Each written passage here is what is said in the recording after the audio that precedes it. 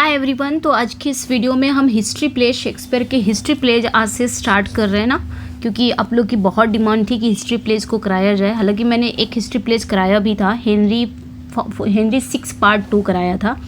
आज इस वीडियो में हम हेनरी 6 पार्ट 3 करने वाले हैं, क्योंकि हम सीक्वेंस से चलेंगे। जैसे सीक्वेंस क्या है इनका कि सबसे पहले क्या आया था, हेनरी 6 पार्ट 2, उसी हिसाब से चलेंगे। ठीक है, पार्ट 2 आया था सबसे पहले, हेनरी 6 पार्ट 2 आया था। अगर हम बात करेंगे इनकी कंपोजिंग ईयर की बात करेंगे तो हेनरी 6 पार्ट 2 सबसे पहले आया था। ये आया था 1591 में। ठीक है, उसके बाद हेनरी 6 पार्ट 3 भी इसी डेट पे आया था। हेनरी 6 पार्ट 3 भी 1591 में ही आया था। देन उसके बाद हेनरी 6 पार्ट 1, ठीक है, हेनरी 6 पार्ट 1 वो कब आया था, 1592 में आया था। ठीक है, तो इसी सीक्वेंस से हम चलेंगे और ऐसे ही हम प्ले को भी पढ़ेंगे। तो मैंने हेनरी 6 पार्ट 2 करा दिया था, वो चैनल पर है, ज़रूर चेकआउट करिएगा। वो 1591 में आया था। आज हम इस वीडियो में पढ़ने वाले हैं हेनरी 6 पार्ट 3 को पढ़ने वाले हैं, और ये भी 1591 में ही आया था।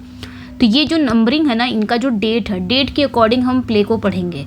ठीक है, उसके बाद आपका हेनरी 6 पार्ट 1 आया था 1592 में। उसके बाद क्या आया था, 1592 में हेनरी 6 पार्ट 1 आया था। देन उसके बाद आपका 1592 से लेके 93 रिचर्ड आया था। मतलब कहानी इसी चल रही है। हेनरी 6 पार्ट 2 में जो कहानी है, अब उस कहानी को हेनरी 6 पार्ट 3 ने आगे बढ़ाया।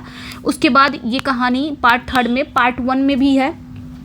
ठीक है, जैसे कि हेनरी 6 पार्ट 2 में जो स्टोरी ख़त्म हुई, जहाँ पे स्टोरी ख़त्म हुई वहीं से फिर पार्ट 3 स्टार्ट हो रहा है, हेनरी 6 पार्ट 3। ठीक है, उसके बाद ये जो हेनरी पार्ट 1 है, हेनरी 6 पार्ट 1 है, ये हेनरी 5 जब ख़त्म होता है ना, हेनरी 5 वहाँ से जब ख़त्म होता है हेनरी 5, उसके बाद हेनरी 6 पार्ट 1 ये कहानी स्टार्ट होती है। खैर, तो ये इसमें नहीं आएगा, लेकिन इतना ज़रूर जानना कि हेनरी 6 पार्ट 2 जहाँ पे एंड होता है, उसके बाद हेनरी 6 पार्ट 3 की शुरुआत हो जाती है। उसके बाद क्या होता है, हेनरी 6 जहाँ पे एंड होता है, उसके बाद वहाँ पे आपका रिचर्ड स्टार्ट हो जाता है, यानी कि रिचर्ड 3। तो 1592 से लेकर 93 ये आपका रिचर्ड 3 आया था। ठीक है, रिचर्ड 3 आया था, फिर इसकी कहानी स्टार्ट हो जाएगी। देन उसके बाद आप देखेंगे तो 1595 के बाद जैसे रिचर्ड 3 की स्टोरी यहाँ पे एंड हुई, फिर उसके बाद रिचर्ड 2 की स्टोरी यहाँ से स्टार्ट हो जाती है 1595 के बाद। उसके बाद 1595 के बाद 1596 में किंग जॉन की स्टोरी आ जाती है। ठीक है, किंग जॉन की स्टोरी हो जाती है। फिर उसके बाद आप देखेंगे 1596 से लेके 97, फिर यहाँ पे आपकी स्टोरी स्टार्ट हो जाती है हेनरी 4 पार्ट 1। हेनरी 4 पार्ट 1 की यहाँ पे स्टोरी स्टार्ट हो जाती है। ठीक है, फिर उसके बाद हेनरी 4 पार्ट 2 की स्टोरी स्टार्ट हो जाती है। फिर हेनरी 5 आ जाता है। उसके बाद आपका हेनरी 6 पार्ट 1 आ जाता है, तब आता है ये। तो समझ में आया? तो इस तरह हम इसको पढ़ेंगे। मैंने बस यहाँ पे सीक्वेंस, जैसे जैसे ये सीक्वेंस है उसी सीक्वेंस के अकॉर्डिंग हम अपना पढ़ेंगे, क्योंकि कहानी लास्ट में एंड हो रहा है, फिर उसके बाद कहानी स्टार्ट हो रही है। तो जैसे मैंने पढ़ाया था, हेनरी 6 पार्ट 2 पढ़ाया था चैनल पर। अब जहाँ से वो एंड किया कहानी, आज हम इस वीडियो में पढ़ेंगे हेनरी 6 पार्ट 3 पढ़ने वाले हैं। अब ये जो कहानी एंड करेगा, उसके बाद ये कहानी रिचर्ड 3 पे एंड कर देगा। यहाँ से जब ये एंड होगी ना कहानी, तो ये स्टार्ट कहाँ से होगी, रिचर्ड 3 से स्टार्ट होगी। देन उसके बाद रिचर्ड 2 से स्टार्ट करेंगे हम। ठीक है, उसके बाद किंग जॉन पढ़ेंगे। ठीक है, रिचर्ड 2 के बाद किंग जॉन आएगा। देन उसके बाद हेनरी 4 पार्ट 1 स्टार्ट करेंगे, हेनरी 4 पार्ट 2 स्टार्ट करेंगे। उसके बाद हेनरी 6 पार्ट 1 देखेंगे। ठीक है, इस तरह हम देखेंगे। तो ये सीक्वेंस से है। और मैं सोच रही हूँ कि पूरा हिस्ट्री प्लेज अब आपके यूट्यूब चैनल पे कराना है। आज से मैं ये स्टार्ट कर दिया है। पूरा हिस्टोरिकल प्ले पहले हम देखेंगे। शेक्सपियर के जितने भी हिस्टोरिकल प्ले हैं, 10 हिस्टोरिकल प्ले हैं, तो सारे हिस्टोरिकल प्ले पहले हम इसकी थ्योरी पूरी पढ़ लेंगे। उसके बाद उनकी जो कॉमेडी है वो पढ़ेंगे, उसकी भी थ्योरी पढ़ेंगे। उसके बाद जो उनकी ट्रेजेडी है उसकी भी थ्योरी पढ़ेंगे। सब कुछ थ्योरी पढ़ने वाले हैं। ठीक है, चलिए फिर स्टार्ट करते हैं सेशन को। मैंने बता दिया है। एंड फर्स्ट टाइम जो चैनल को वॉच कर रहे हैं, चैनल को सब्सक्राइब कर लें, वीडियो को लाइक एंड शेयर ज़रूर कर दें। इस चैनल पे बहुत कुछ मिलने वाला है आपको। अब मैंने सोचा ये है कि मैं सारी की सारी जितनी भी, चाहे वो आपके शेक्सपियर हों, चाहे वर्ड्सवर्थ हो, चाहे वो मिल्टन हो, जितने उनके वर्क्स हैं, जितने भी सारे वर्क्स, सारे यानी कि सारी थ्योरी मैं आपको यूट्यूब पे ही दूँ। ठीक है, तो है ना ये खुशखबरी, सारी थ्योरी आपको इस यूट्यूब चैनल पर मिलेगी। आपको फिर टेंशन लेने की ज़रूरत नहीं है। ओके, सब फ्री ऑफ कॉस्ट रहेगा। बस आप अपना सपोर्ट बना के रखिएगा। सपोर्ट आपका रहेगा तो सब कुछ मिलेगा। बस अपना लाइक शेयर सब्सक्राइब करते रहिएगा, अपना प्यार भरा फीडबैक देते रहिएगा बस। बाकी सब कुछ फ्री में आपको इसी यूट्यूब चैनल पर थ्योरी क्लासेस मिलने वाली है। चलिए फिर स्टार्ट करते हैं सेशन को। हिस्ट्री, शेक्सपियर की हिस्ट्री प्लेज है। Drama of kingship power and nationhood की बात करेंगे, यानी कि एक ओवरव्यू अगर हम बात करें, शेक्सपियर ने हिस्टोरिकल, जो शेक्सपियर के हिस्टोरिकल प्ले हैं वो कितने हैं? 10 हिस्टोरिकल प्ले हैं, यानी कि 10 हिस्टोरिकल प्ले का एक कलेक्शन है जो कब आया था, जो 12 या 16 सेंचुरी तक के इंग्लिश राजाओं के जीवन को दिखा रहा है, यानी कि 12वीं और 16वीं शताब्दी तक जो अंग्रेज राजाओं का जीवन था उन्हीं पर बेस्ड है। ठीक है, और ये जो प्ले है ये पूरी तरह से हिस्टोरिकल फैक्ट नहीं है, बल्कि इसमें जो पावर दिखाया गया, इसमें जो लीड दिखाया गया, इंग्लैंड के राष्ट्र के निर्माण की कहानी को एक ना जीवंत और थोड़ा सा ड्रामेटिक दिखाया गया, पोर्ट्रे किया गया है। मतलब है कहानी हिस्टोरिकल पर ही बेस्ड है, जो इंग्लैंड के राजा थे उन्हीं पर बेस्ड है, लेकिन थोड़ा बहुत शेक्सपियर ने इसमें फिक्शन डाल दिया है। ठीक है, तो ये ध्यान रखना है। शेक्सपियर का history plays are collection of 10 powerful drama that portray the lives of England monarch from the 12th and 16th century.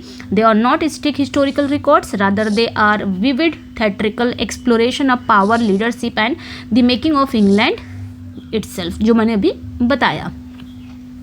फिर है इसमें एक ये लाइनें बहुत ही इंपॉर्टेंट है। Uneasy lies the head that wears a crown, ये हेनरी फोर्थ पार्ट 2 की लाइन है बहुत इंपॉर्टेंट। मतलब जिस सिर पर ताज होता है वो चैन से सो नहीं पाता, तो हेनरी फोर्थ पार्ट 2 की लाइन है और हेनरी फोर्थ ही कहते हैं। ठीक है, इसका मतलब ये वो कि राजा होना बहुत सारी चिंताओं और जिम्मेदारियों से भरा होता है। ठीक है, खैर ये तो हो गया। What defines a history play, यानी कि हिस्टोरिकल प्ले होते क्या है, ऐतिहासिक प्ले क्या होते हैं। तो याद रखना है, शेक्सपियर की histories are rooted in real English history largely drawn from Raphael Holinshed chronicles of England, Scotland and Ireland. तो ये याद रखना, शेक्सपियर के ये जो प्ले है ना, ये सच्ची इंग्लिश ऐतिहासिक घटनाओं पर आधारित हैं। तो शेक्सपियर के जो ये हिस्ट्री प्लेज है ना, 10 हिस्ट्री प्लेज, ये जो सच्ची, यानी कि जो उस समय इंग्लैंड में जो सच में जो शासन कर रहा था जो राजा, उसी राजा पर, उसी की कहानी पर बेस्ड है। और इसका मुख्य सोर्स क्या है, मतलब इनके प्लेस का मुख्य सोर्स क्या है, इनके हिस्टोरिकल प्लेस का। तो इनके प्लेस का मुख्य सोर्स है राफेल हॉलिंस्टेड की एक बुक है जिनका नाम क्या है, chronicles of England, Scotland and Ireland. ठीक है, ये था इनका सोर्स। तो शेक्सपियर ने क्या किया, शेक्सपियर ने इन हिस्टोरिकल घटनाओं को प्ले के रूप देने के लिए और अधिक रोमांचक बनाया। थोड़ा बहुत फिक्शन भी डाला। मैंने ये नहीं कहा कि पूरी तरह से बेस्ड है, पूरी तरह से घटनाओं पर आधारित है, सच्ची घटनाओं पर आधारित है, लेकिन शेक्सपियर ने इसमें कुछ इसका तो प्ले रूप दिया, यानी कि नाटक का रूप दे दिया, नाटक का फॉर्म दे दिया, और थोड़ा सा अधिक रोमांचक बना दिया, थोड़ा सा फिक्शन डाल के। ठीक है, अब एक चीज़ और ध्यान रखना है, अगर हिस्टोरिकल प्ले पढ़ रहे हैं तो उनकी टेट्रालॉजी जरूर बहुत इंपॉर्टेंट है, यानी कि 2 मेजर साइकिल्स हैं उनके प्लेस का। ठीक है, यानी कि टेट्रालॉजीज में बटे हैं उनके प्लेज। शेक्सपियर के सबसे फेमस हिस्टोरिकल प्लेज 2 सीरीज में बटे हैं। आप यूँ बोलो, 2 टेट्रालॉजी में बटे हैं। हर सीरीज में 4 प्ले हैं, यानी कि हर टेट्रालॉजी में 4 प्ले हैं, इसलिए इन्हें हम टेट्रालॉजी कहते हैं। यानी कि हर सीरीज में 4 प्लेज हैं, इसलिए हम इन्हें क्या कहते हैं, टेट्रालॉजी कहते हैं। ठीक है, तो ये ध्यान रखना है, टेट्रालॉजी कहते हैं। और दूसरा जो साइकिल्स है उसे हेनरियाड कहते हैं। ठीक है, पहले हम देख लेते हैं फर्स्ट टेट्रालॉजी को, पहले देख लेते हैं। ये रहा फर्स्ट टेट्रालॉजी। ठीक है, तो 2 मेजर साइकिल्स हैं जिन्हें हम टेट्रोलॉजी कहते हैं, सेकेंड टेट्रोलॉजी जिन्हें हम हेनरियाड कहते हैं। तो ये चीज़ें ध्यान रखनी है आपने। और written later but depict earlier events, यानी कि ये जो सीरीज है ये लिखी गई है बाद में, लेकिन इसमें जो घटनाएं हैं वो पहले के समय की घटनाएं हैं। ठीक है, जैसे कि देखेंगे पहला, A grand narrative of transformation, the fall of one dynasty and the rise of another, centering on Prince Hal journey from reckless youth to noble king। अगर बात करेंगे, ये एक राजघराने के पतन और दूसरे के उदय की शानदार कहानी है ना। मतलब इसका जो सेंटर है वो राजकुमार हेल का, राजकुमार प्रिंस हाल था ना, प्रिंस हाल था। प्रिंस हाल एक लापरवाह नौजवान से एक महान राजा बनने का सफ़र है। ठीक है, ये ट्रांसफॉर्मेशन हमें देखने को मिलता है। रिचर्ड थर्ड की बात करेंगे। देखिए, रिचर्ड थर्ड है, हेनरी फोर्थ पार्ट 1 है, हेनरी फोर्थ पार्ट 2 है, हेनरी फिफ्थ है। तो एक में ये आ गया जो हेनरियाड कहा जाता है, एक में ये आ गया जिन्हें सेकेंड टेट्रालॉजी आप कह सकते हो या हेनरियाड कह सकते हो। तो रिचर्ड थर्ड है, हेनरी फोर्थ पार्ट 1 है, हेनरी फोर्थ पार्ट 2 है, हेनरी फिफ्थ है। ये प्ले आते हैं, 4 प्ले इसमें आते हैं। रिचर्ड थर्ड क्या है? देखिए, रिचर्ड थर्ड की अगर बात करेंगे, the fall of poetic but ineffective King Richard third deposed by his cousin Henry Bolingbroke. तो रिचर्ड सेकेंड जो है ना, ये काबिल लेकिन कमज़ोर राजा, रिचर्ड सेकेंड की पतन की कहानी है। मतलब काबिल भी है लेकिन कमज़ोर राजा भी है, और इसकी पतन की कहानी है रिचर्ड सेकेंड में। ठीक है, जिसे उसके ही चचेरे भाई हेनरी बोलिंगब्रुक द्वारा गद्दी से हटा दिया जाता। तो ये कहानी हमें देखने को मिलेगी रिचर्ड सेकंड में। हेनरी फोर्थ पार्ट 1 में क्या कहानी देखने को मिलेगी? तो King Henry fourth struggle to rule a divided nation while his son Prince Hal spends his time in taverns with the witty rogue Falstaff. तो हेनरी फोर्थ पार्ट 1 में हमें कहानी ये देखने को मिलेगी कि इसमें जो राजा हेनरी फोर्थ हैं वो एक बटे हुए देश पर शासन करने के लिए संघर्ष कर रहे हैं, काफ़ी मुश्किल है उनको। लेकिन जबकि उनका जो बेटा है, उनके बेटे का नाम प्रिंस हाल है, और वो अपना समय एक मजाकिया और शराबी साथी फाल्स्टाफ के साथ बिता रहा है हर टाइम। फिर उसके बाद आ जाता है Henry fourth part 2। Henry fourth part 2 में हम क्या देखेंगे? वही द रिबेलियन कंटिन्यू, यानी कि इसकी जो कहानी है वो इसमें कंटिन्यू है, वही कहानी इसमें कंटिन्यू है। ठीक है, हेनरी फोर्थ पार्ट 2 में वही किंग हेनरी फोर्थ की ही कहानी कंटिन्यू है, और इनके बेटे प्रिंस हाल की कहानी कंटिन्यू है। जो ये संघर्ष कर रहे हैं वही सब कहानी इसमें कंटिन्यू है। और थोड़ा सा क्या दिखाया गया? Prince Hal mature as his father health declines. और इसमें थोड़ी सी कहानी ये दिखाई गई है कि जो हेनरी फोर्थ हैं, हेनरी फोर्थ का जो स्वास्थ्य है, ठीक है, उनकी हेल्थ है, उनकी हेल्थ में गिरावट आई है, यानी कि उनकी तबीयत खराब रहती है, और प्रिंस हाल थोड़ा सा मैच्योर हो गए हैं, इसमें ये दिखाया गया है। ठीक है, फिर उसके बाद हेनरी फिफ्थ आ जाता है। तो इसमें transformation is complete. King Henry fifth unites England and wins immortal glory the battle of Agincourt. तो ये ध्यान रखना है, हेनरी फिफ्थ में क्या दिखाया जाता है? तो हेनरी फिफ्थ में ये है, यहाँ प्रिंस हाल का परिवर्तन पूरा हो जाता है, यानी कि वो पूरी तरह से बदल जाता है। वो एक समझ लो एक मतलब हर टाइम शराब पीना, शराबियों के साथ रहना, फाल्स्टाफ के साथ रहना, टैवरन में जाना, अब यहाँ पे वो पूरी तरह से कम्प्लीटली बदल गया है, उसके अंदर ट्रांसफॉर्मेशन आ गया, यानी कि वो पूरी तरह से बदल गया है। ठीक है, परिवर्तन हो जाता है। अब वो हेनरी फिफ्थ बनकर वो इंग्लैंड को क्या करता है? यूनाइट करता है, एकजुट करता है, और एजिनकोट की लड़ाई में फ्रांस पर एक शानदार और हिस्टोरिकल जीत भी हासिल करता है। एक अच्छा खासा राजा बन जाता है हेनरी फिफ्थ।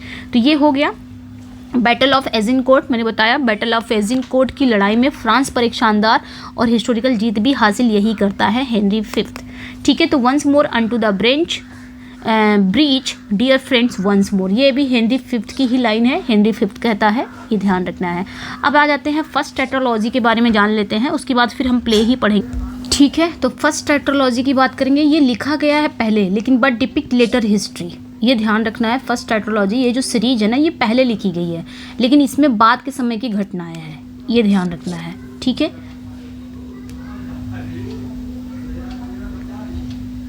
चलिए नेक्स्ट पे आएंगे। अच्छा, ये देख लिया। फर्स्ट टेट्रालॉजी में देखेंगे, this plays cover the brutal wars of roses, the devastating civil conflict between the house of Lancaster and York. मैंने ये बता दिया था कि ये जो प्ले है, ये जो किसकी जर्नी है? इसमें the fall of one dynasty and rise of another, centering the Prince Hal की जर्नी है। ठीक है, रिचर्ड सेकेंड में हम देख लेंगे, Henry fourth part 1, part 2, part 3 तो पूरा इन्हीं के बारे में है। किन के बारे में है? प्रिंस हाल के बारे में है। तो ये चीज़ें ध्यान में आ गई। फर्स्ट टेट्रालॉजी में हम देखेंगे, फर्स्ट टेट्रालॉजी में भी ये देखिए 4 प्ले हैं, इसमें भी हेनरी 6 पार्ट 1 है, हेनरी 6 पार्ट 2 है, हेनरी 6 पार्ट 3 है, रिचर्ड 3 है। ये फर्स्ट टेट्रालॉजी में आपके प्ले आते हैं, ठीक है। ये तीनों तो एक ही प्ले हैं, 2 प्ले हैं, यानी कि सब मिला के 4 प्ले हैं इसमें भी। तो ये जो है चारों, इसमें क्या कौन सी कहानी होती है, कौन सी कहानी होती है ये सीरीज। तो ये जो प्ले है, ठीक है, ये प्ले ना वॉर्स ऑफ रोजेस की क्रूर कहानी बताते हैं, यानी कि इसमें वॉर्स ऑफ रोजेस, यानी कि वॉर्स ऑफ रोजेस हुआ था उसकी क्रूर कहानी दिखाता है ये प्ले, जो लैंकेस्टर। और ये वॉर्स ऑफ रोजेस किसके किसके बीच हुआ था, तो ये ध्यान रखना, हाउसेस ऑफ लैंकेस्टर, यानी कि लैंकेस्टर परिवार और यॉर्क परिवार के बीच में ये लड़ाई हुई थी। तो ये पूरा फर्स्ट टेट्रालॉजी ना इसी को कवर करता है, वॉर्स ऑफ रोजेस को कवर करता है। तो ये ध्यान रखना है, ठीक है। जो लैंकेस्टर परिवार के और यॉर्क परिवार के दोनों के बीच में एक भयानक सिविल वार हुआ था, सिविल कॉन्फ्लिक्ट हुआ था। ओके, तो सबसे पहले आएगा Henry 6 part 1, the end of the 100 Years war and the seeds of division at home. तो हेनरी 6 पार्ट 1 में ये दिखाया गया है कि फ्रांस का जो 100 Years वॉर का अंत हो जाता है और इंग्लैंड में आपसी फूट की शुरुआत हो जाती है। यानी कि जब हम हेनरी 6 पार्ट 1 पढ़ेंगे तो किसका 100 Years वॉर का एंड होगा और किसका शुरू होगा। तो ये ध्यान रखना है, इसमें इंग्लैंड में आपसी फूट की शुरुआत हो जाती है। इनकी कहानी चलेगी हेनरी 6 पार्ट 1 में। हेनरी 6 पार्ट 2 में किसकी कहानी चलेगी, तो civil strife grows as king Henry's weakness invites rebellion, यानी कि राजा हेनरी की कमजोरी के कारण सिविल वॉर बढ़ता है, अब विद्रोह होने लग जाता है। ये हमने पढ़ा था हेनरी 6 पार्ट 2 में, मैंने पढ़ाया, आप जाके पहले उसको देख लीजिएगा, उसके बाद ही इसको देखिएगा, तब क्लियर हो जाएगा। तो ये मैंने पढ़ाया। आज हम इसको पढ़ने वाले हेनरी 6 पार्ट 3 को पढ़ने वाले। हेनरी 6 पार्ट 3 में क्या दिखाया गया है, England descended into full scale civil war, the ruthless Richard Duke of Gloucester rises, यानी कि इंग्लैंड पूरी तरह से सिविल वॉर में डूब जाता है। हेनरी 3 में हम यही पढ़ने वाले हैं, जो इंग्लैंड है वो पूरी तरह से सिविल वॉर में डूब जाता है। और इसी बीच यॉर्क घराने का जो क्रूर रिचर्ड ड्यूक ऑफ ग्लोसेस्टर, वो सत्ता के लिए अपनी जगह भी बनाता है। कहानी यहीं पे एंड हो जाएगी, अभी पढ़ेंगे तो समझ में आएगा। उसके बाद रिचर्ड 3 की कहानी आ जाती है, अ डार्क मास्टरपीस है।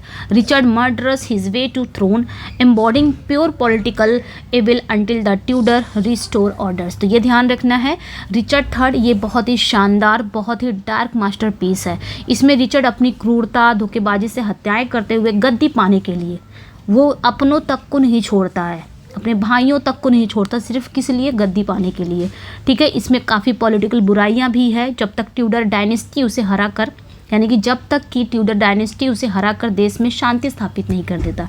तो इसमें हम पढ़ने वाले हैं, ठीक है। खैर आज हम ये पढ़ने वाले हैं हेनरी 6 पार्ट 2, उसके बाद मैं कल कराऊंगी रिचर्ड 3 कराऊंगी। सारी कहानी को सीक्वेंस से करते चलेंगे, ठीक है। और भी अदर भी हिस्ट्री प्लेज हैं, these stand outside the 2 tetralogy but share the royal themes. तो ये ध्यान रखना, ये प्ले ना इन 2 सीरीज का पार्ट नहीं है, मतलब इन 2 टेट्रालॉजी का पार्ट नहीं है ये दोनों प्ले, लेकिन इनकी कहानी भी राजाओं से ही जुड़ी हुई है। ये भी हिस्ट्री ही प्लेज हैं, बट ये टेट्रालॉजी का पार्ट नहीं है। तो ये भी किंग जॉन है और हेनरी 8 है, ये भी हैं। तो किंग जॉन में हम क्या पढ़ने वाले हैं, tale of a weak king whose fragile claim sparks war and rebellion.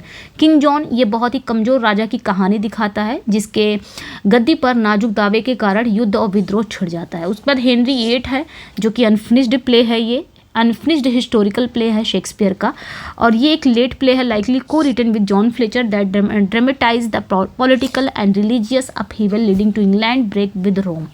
इस प्ले में हम क्या पढ़ेंगे, इस प्ले में ये पढ़ेंगे कि ये प्ले बाद में लिखा गया है, पॉसिबिलिटी ऐसा भी कहा जाता है कि ये प्ले फ्लेचर के साथ मिलकर लिखा गया है, और ये उन पॉलिटिकल और रिलीजियस घटनाओं को दिखाता है जिनकी वजह से इंग्लैंड ने रोम के कैथोलिक चर्च से अपना नाता तोड़ लिया था। तो ये सारी चीज़ें इसमें हम पढ़ने वाले हैं, ठीक है।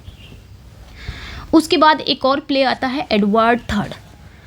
अब इसमें थोड़ा सा विवाद है, थोड़ा सा कंट्रोवर्शियल प्ले है, क्योंकि बहुत लोग का मानना है कि ये प्ले शेक्सपियर का नहीं है, लेकिन कई स्कॉलर्स का मानना है कि इसका कुछ हिस्सा शेक्सपियर का लिखा हुआ, कई स्कॉलर्स मानते हैं कि इसका कुछ पार्ट जो है वो शेक्सपियर ने लिखा है। तो इसमें क्या दिखाया गया है, यहाँ पे देखिए, ऑथरशिप डिबेटेड है, but many scholars attribute parts of Shakespeare. It tells of the valorous warrior king who began to 100 Year war. तो एडवर्ड 3 में हम यही देखेंगे कि ये उस समय बहादुर योद्धा राजा की कहानी है, जिसने फ्रांस के 100 Year वॉर्स 100 ईयर्स वॉर की शुरुआत किया था, इसमें ये पढ़ेंगे। ठीक है, तो आज हम हेनरी 6 पार्ट 3 को पढ़ने वाले हैं। जल्दी से इसको पढ़ लेते हैं। 5 एक्ट में ये प्ले है और बहुत छोटा है, बस इसके थोड़े से सेटिंग वगैरह जल्दी से देख लेंगे ना तो बहुत छोटा प्ले है ये। ओके, चलिए नेक्स्ट पे आएंगे। Henry 6 part 3 the chaos of the wars of roses overview. तो इसमें दिखाया गया वॉर्स ऑफ रोजेस को दिखाया गया है। ठीक है, वॉर्स ऑफ रोजेस की अराजकता को दिखाया गया। एक ओवरव्यू ले लेते हैं। Henry 6 part 3 is an action packed play that throws the audience directly into the chaos of the wars of roses. It focuses on the brutal back and fourth conflict between the house of Lancaster and York, showcasing political betrayal, bloody battles and the terrifying rise of Shakespeare greatest villain Richard III। अगर पूछा जाए ना कि Shakespeare का सबसे greatest villain कौन है तो रिचर्ड III है। और अगर पूछा जाए कि शेक्सपियर की सबसे लॉन्गेस्ट सॉलिलोक्वी किस प्ले में पाया जाता है तो आपका हेनरी 6 पार्ट 3 है। शेक्सपियर की जितने भी प्लेज हैं सबसे ज़्यादा लॉन्गेस्ट सॉलिलोक्वी इसी में मिलता है, सबसे लॉन्गेस्ट सॉलिलोक्वी इसी प्ले में है। ठीक है, तो ये ध्यान रखना है। अच्छा, इसमें क्या था, ये जो प्ले है ना हेनरी 6 पार्ट 3 ये एक्शन से भरपूर प्ले है। ठीक है, जो ऑडियंस को सीधे वॉर्स ऑफ रोजेस की अराजकता और उसकी जो उथल पुथल वो वहाँ ले जाता है। ठीक है, ये प्ले ना लैंकेस्टर फैमिली और यॉर्क फैमिली ये दोनों राजघराना है। देखिए ये जो प्ले है ना ये लैंकेस्टर एक तरफ लैंकेस्टर घराना है, एक तरफ यॉर्क घराना है। ये दोनों राजघराना है। इनके बीच ना क्रूर लगातार चलने वाले संघर्ष पर सेंटर्ड है, यानी कि इनके बीच में लड़ाई झगड़ा हो ही रहा है। दोनों परिवारों के बीच में, दोनों घरानों के बीच में लड़ाई झगड़ा हो रहा है, लैंकेस्टर और यॉर्क परिवार के बीच में। ठीक है, इसमें पॉलिटिकल विश्वासघात भी दिखाया गया, खूनी लड़ाइयाँ भी हैं इस प्ले में। शेक्सपियर के सबसे बड़े विलन यही है रिचर्ड III। ठीक है, तो सोर्स और सेटिंग की बात करेंगे। एक मिनट, ओके। तो सोर्स एंड सेटिंग की बात करेंगे तो सोर्स वही है, राफेल हॉलिंसेट का chronicles of England, Scotland and Ireland, ये इसका सोर्स है। ये ध्यान रखना। Shakespeare condense events created dialogues and magnified personified conflict to turn historical record into gripping drama.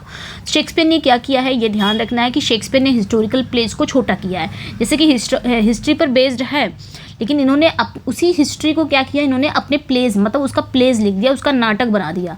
अब क्या किया कि शेक्सपियर ने हिस्टोरिकल जो घटनाएं हैं उसको छोटा कर दिया, जो उसमें घटनाएं थी, जो रियल में घटनाएं होती थी उनको छोटा कर दिया। उनके डायलॉग्स भी शेक्सपियर ने खुद बनाए और उसका जो पर्सनल कॉन्फ्लिक्ट को बड़ा करके हिस्टोरिकल रिकॉर्ड को एक रोमांचक प्ले में बदल दिया। ये शेक्सपियर ने किया। इसकी सेटिंग कहाँ रखी गई है तो the play is set in mid 15th century England and France during the dynastic civil war known the wars of roses. Wars of roses का ये टाइम है, याद रखना है 1455 से 1487 के बीच में वॉर्स ऑफ रोजेस हुआ था, ये आपने ध्यान रखना है। ठीक है, इसकी जो सेटिंग है ये 15वीं शताब्दी के मध्य में, ठीक है, यानी कि मिड 15th सेंचुरी में इंग्लैंड और फ्रांस में इसकी सेटिंग रखी गई है। ये उस समय सिविल वॉर के दौरान की कहानी है जिसे हम वॉर्स ऑफ रोजेस के नाम से जानते हैं। ये 1455 से लेकर 1487 के बीच में वॉर्स ऑफ रोजेस हुआ था। ठीक है, the action jumps between the royal court in London. और एक्शन कहाँ पे चला आया, यानी कि कहानी इन जगहों के बीच घूमती है, यानी कि लंदन के शाही दरबार में ही कहानी घटती है, तो ये भी ध्यान रखना है।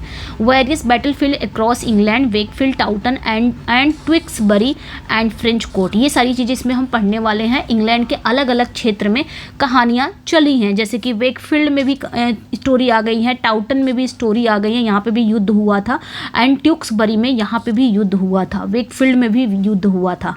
तो ये सारी चीज़ें यानी कि इंग्लैंड के अलग अलग युद्ध क्षेत्र में कहानी चली है।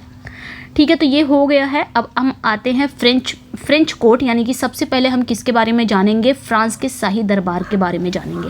तो इसमें मेन कैरेक्टर कौन है, the characters are divided by their loyalty to one of two rival houses vying for the England crown. तो यहाँ पे हम देखेंगे कि जो मेन कैरेक्टर हैं, यानी कि जो कैरेक्टर हैं वो दो अलग अलग घरानों के प्रति अपनी वफादारी के आधार पर बटे हुए हैं, जो इंग्लैंड के ताज के लिए लड़ रहे हैं। दोनों को चाहिए। जो लैंकेस्टर परिवार है, ठीक है, जो लैंकेस्टर, मैं अपने भाषा में समझा दे रही हूँ, जो लैंकेस्टर फैमिली है, ठीक है, जो लैंकेस्टर फैमिली है और जो यॉर्क फैमिली है, इन दोनों के बीच में लड़ाई हो रही है। किस वजह से लड़ाई हो रही है, बस इनको लंदन की गद्दी पाना है, यानी कि लंदन का इनको राजा बनना है, ड्यूक बनना है। लंदन की गद्दी के लिए इन दोनों परिवारों के बीच में लड़ाई हो रही है, सिर्फ लंदन की गद्दी के लिए। ठीक है। लैंकेस्टर में कौन है, ये हेनरी 6 हैं, ठीक है, हेनरी 6 हैं। और इधर आपके कौन आ जाएगा, रिचर्ड आ जाएगा, ठीक है, ड्यूक ऑफ यॉर्क। इनके बीच में लड़ाई हो रही है। अब ये पूरा घराना लड़ रहा है, ये भी पूरा घराना लड़ रहे हैं, ठीक है। लैंकेस्टर में देखोगे इनका एक बेटा है, एडवर्ड नाम है। इधर भी आप देखोगे यॉर्क जो है ना, जो यॉर्क यानी कि यॉर्क फैमिली में जो रिचर्ड है, ये ड्यूक ऑफ यॉर्क है। इसमें इनके 3 बेटे हैं। अब हम पढ़ेंगे, बस ये सब ना बस उसी गद्दी पाने के लिए लड़ाई कर रहे हैं, लैंकेस्टर परिवार और यॉर्क परिवार के बीच में, ठीक है। वॉर, जिन्हें हम वॉर्स ऑफ रोजेस कहते हैं, 1455 से लेके 1487। तो ये हो गया। अब आ जाते हैं हाउस ऑफ लैंकेस्टर। अब सबसे पहले अगर हम कैरेक्टर की बात करेंगे, सबसे पहले हम लैंकेस्टर घराने के बारे में बात कर लेते हैं, जिन्हें द रेड रोज़ भी कहा जाता है।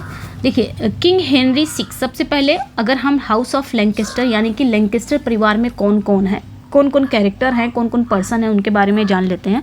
तो सबसे पहले किंग हेनरी 6 आएंगे। ये हेनरी 6 कैसे हैं, बहुत ही जेंटल हैं, बहुत ही पायस हैं, वीक विल्ड किंग है, यानी कि बहुत ही कोमल हैं, थोड़ा सा रिलीजियस भी हैं, कमज़ोर इच्छा शक्ति वाले राजा हैं, थोड़ा कमज़ोर भी हैं, ठीक है। He hates war and would rather be a shepherd than a monarch, making him completely unsuited for the brutal times. मतलब इनको ना, ये बहुत ही कोमल टाइप का, रिलीजियस टाइप के बंदे हैं जो किंग हेनरी 6 हैं, और बहुत ही कमज़ोर इच्छा शक्ति वाले राजा हैं। इनको ना वॉर नहीं पसंद है, इनको युद्ध से नफरत है, और ये राजा होने के बजाय एक शेफर्ड बनना पसंद करेंगे। मतलब एक चरवाहा बनना इनको पसंद है, राजा नहीं। इनको मतलब शासन करना अच्छा नहीं लग रहा है, राजा बनना अच्छा नहीं लग रहा है, बल्कि उससे अच्छा कि हम क्या बने, चरवाहा बनना पसंद है, जो उसे उस क्रूर समय के लिए बिल्कुल अयोग्य बनाता है। यानी कि उस समय काफ़ी ब्रूटल टाइम था, और ये क्या बनना चाहते थे, शेफर्ड बनना चाहते थे, जो वो अनसूटेड था। फिर सेकंड नंबर पे जो कैरेक्टर आती हैं, क्वीन मार्गरेट। इन्हीं की वजह से सारी लड़ाई होती है। क्वीन मार्गरेट ये किंग हेनरी की फ्रेंच वाइफ है, किंग हेनरी 6 की ये फ्रेंच वाइफ है, फ्रांसीसी पत्नी है। ये काफ़ी फियर्स टाइप की हैं, काफ़ी उग्र हैं, रुथलेस हैं, काफ़ी निर्दयी हैं, वेंजफुल हैं, यानी कि बदला लेने वाली हैं ये। The true leader of the Lancastrian forces. तो ये ध्यान रखना है, असल में लैंकेस्टर सेना की असली नेता यही है। मैंने कहा ना, इसी की वजह से सारी झगड़ा होती है। ये तो बेचारा बहुत सीधा साधा है, लेकिन इसी की वजह से सारे झगड़ा होती है। कहते हैं ना, माँ तो माँ होती हैं, चाहे अपने बेटे के लिए ही लड़ाई होगी, अपने बेटे का हक नहीं छीन सकते। इनके बेटे का हक छीना गया था, इसी वजह से ये पूरी लड़ाई करती हैं। खैर, अभी हम देखेंगे। She despises the Duke of York for challenging her sons right to the throne. मतलब वो ड्यूक ऑफ यॉर्क से नफरत करती हैं। जो मैंने बताया अभी ऊपर ड्यूक ऑफ यॉर्क के बारे में बताया ना, ये ड्यूक ऑफ यॉर्क से नफरत करती हैं। क्यों नफरत करती हैं?